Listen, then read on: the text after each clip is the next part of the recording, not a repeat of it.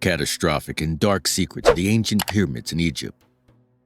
The Egyptian periods are known as the architectural achievements of the ancient world. They are still under excavation, as Egyptologists are discovering more about them. So, shrouded in mystery, they don't reveal their secrets easily. But archaeologists have learned various dark and surprising facts about them over time. In today's video, we are showing you some of these dark and catastrophic secrets of the ancient pyramids in Egypt. Stay tuned until the end, and don't forget to subscribe for more. Here we begin. Surprisingly, the pyramid's interior is highly puzzling, and its history is again fascinating. Ancient Egyptian culture highly influenced the structures, and they stood as the physical representation of the pharaoh's eternity, who were believed to become the gods in the afterlife. That's true.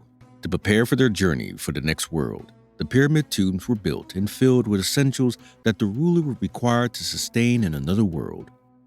One such is created by Pharaoh Khufu, the Great Pyramid of Giza, in 2550 BC.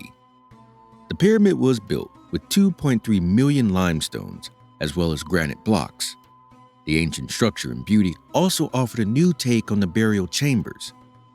During this time, the pyramid sat above the underground burial chambers, but this pyramid included the smaller queen chamber and the king's chamber inside the primary structure of it.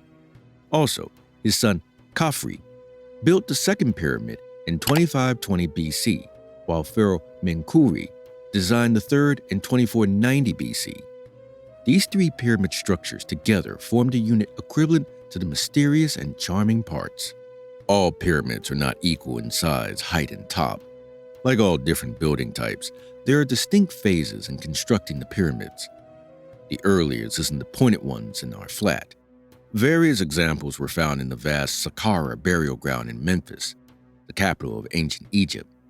The pyramids were the earliest known, and one such is the Pyramid of Djoser. Created during the 3rd dynasty and by Imhotep architect, it was constructed between 2630 and 2611 BCE. The 3rd dynasty king, Djoser, designed the Djoser pyramid. He was the second king, reigning for 19 years or 38 years, only if the 19 years were biennial taxation years. Nevertheless, he reigned long enough for his pyramid's glorious plan to be realized during his lifetime. Djoser is best known for his inventive tomb, which dominates the landscapes of Sahara. Djoser is a name given by New Kingdom visitors thousands of years later. Djoser's step pyramid is a stunning departure from previous architectural styles. It establishes several important precedents, the most important of which is as the first monumental stone structure. The social implications of a massive and meticulously sculptured stone structure are mind-boggling. Such a structure would be more labor-intensive than previous mud brick monuments. This implies that the state, and thus the royal government, had gained new control over the material and human resources. Also, from this point forward, Old Kingdom kings are buried in the north rather than the Abydos.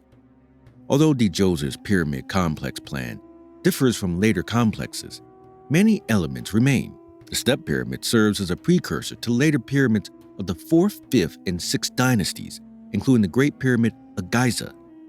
Now comes its complexity. Djoser's step pyramid complex includes several structures critical to its function in life and the afterlife.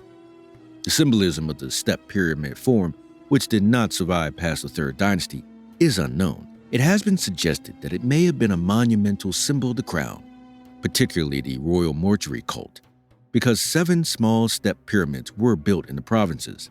The complex is 37 acres, roughly 2.5 times the size of the Old Kingdom town of Hierakonpolis. The complex's features differ from those of later Old Kingdom pyramids. The pyramid temple is located on the north side of the pyramid, as opposed to the east side in later pyramids. Furthermore, the Djoser complex is built on the north-south axis, whereas subsequent complexes use an east-west axis. Furthermore, the Djoser complex has one niched enclosed wall, whereas later pyramids have 2 enclosed walls, one smooth on the outside and one sometimes niched on the inside. The complex is surrounded by a 10.5-meter-high wall stretching over 1.6 kilometers. This wall was constructed with a thick core of masonry that was completely encased with Tur limestone on the outside but partially on the inside. The enclosed wall design is reminiscent of First Dynasty tombs. The entrance colonnade is from the enclosure wall to the complex's south court. It is divided into two distinct passageways that run roughly east to west. The one is a narrow 1.5 meter wide by 6 meter long corridor cut into the bastion of the enclosed wall. The ceiling blocks in this area were carved in the shape of tree trunks, followed by a large corridor flanked by 40 limestone columns, arranged in pairs that fronted projecting walls that form alcoves.